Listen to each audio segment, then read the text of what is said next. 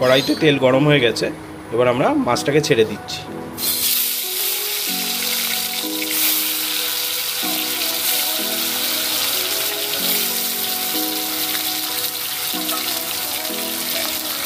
মাছটাকে হালকা করে উল্টো পাল্টা করে ভেজে নেবো, বেশি কড়া ভাজা এটা হবে না।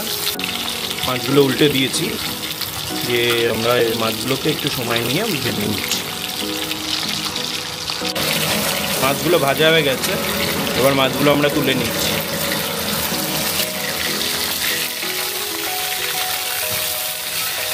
মাছগুলো ভাজা হয়ে গেছে, এবার আমরা মাছগুলো তুলে নিচ্ছি।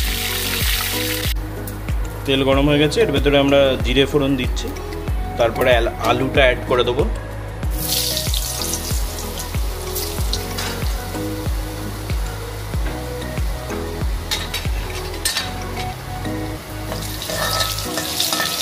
প্রথমে আলুটা আমরা ভেজে নিচ্ছি।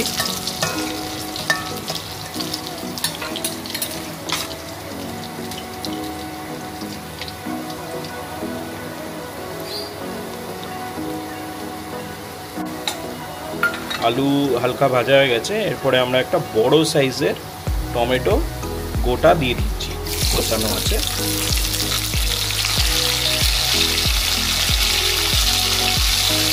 তারপরে আমরা ছোট কাঁচা লঙ্কা 3-4খানা চেরাই করা দিয়ে দিচ্ছি এর ভেতরে।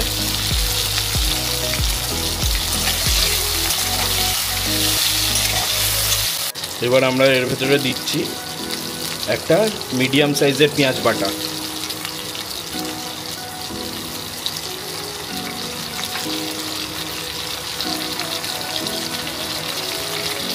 তারপরে দিচ্ছি 1 চামচ মতন হলুদের গুঁড়ো, আন্দাজ মতন নুন,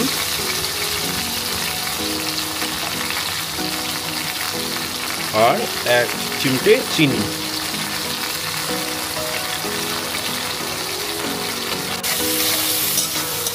এটা আমরা ভালো করে নেড়ে চেড়ে নিচ্ছি মশলাটা। এবার মশলাটাকে আমরা ভালো করে কষিয়ে নেব। প্রথমে জোর আঁচ করে তারপরে হালকা আঁচে আমরা কষিয়ে নেব মশলাটা।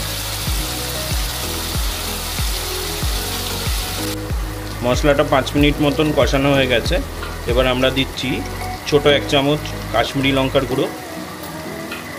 এটা যদি লাল ঝোল করতে চান তাহলে বেশি দিলে এটা লাল হবে, কিন্তু আমরা এটা লাল করব না, তাই অল্প দিচ্ছি। এরপরে দিচ্ছি ছোট 1 চামচ ঝাল লঙ্কার গুঁড়ো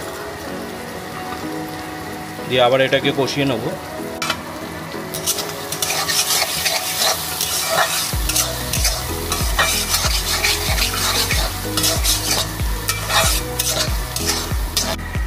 ওটা 5 মিনিট মতন কষে এসছে, এবার এর ভেতরে আমরা জল অ্যাড করব। খুবই অল্প, খুব বেশি না, মোটামুটি ধরে নিন 2 কাপ মতো।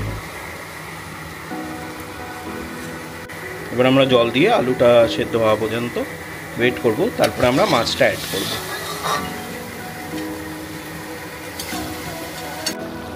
এদিকে আমাদের ঝোল ফুটে এসছে, আলুটাও হালকা হয়ে গেছে, এবার আমরা এর ভেতরে মাছটাকে ছেড়ে দেব।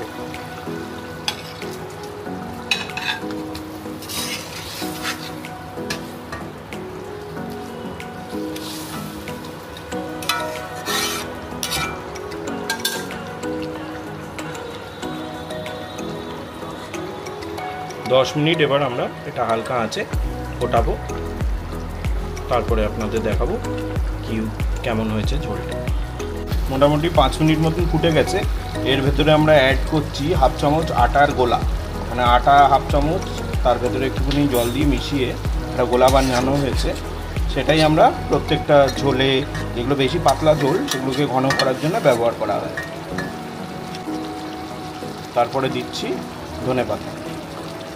ধনেপাতাটা একটু বেশি যাবে, এটা ভেটকি মাছে একটু ধনেপাতা টমেটোটা একটু বেশি যায়।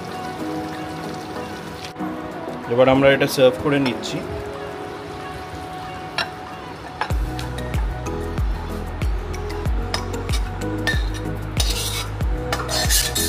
হয়ে গেছে আমাদের ভেটকি মাছের পাতলা ঝোল।